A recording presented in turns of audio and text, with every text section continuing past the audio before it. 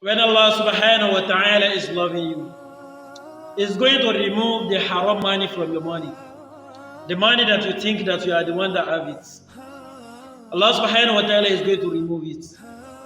And it will be left only the halal money for you. But now you will be thinking that, I've built so house, I'm having so car, I'm having huge amount of money, but why I don't have much again? It's because that the way that you used to have the money, it is in haram. You are having the money from haram way. So Allah subhanahu wa ta'ala is going to remove all the money that you have gathered in an haram way.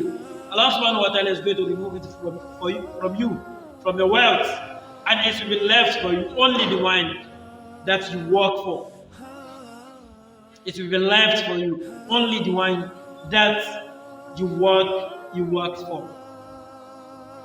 So when you feel and when you think that you are having money before, but now you don't have again, please don't be sad.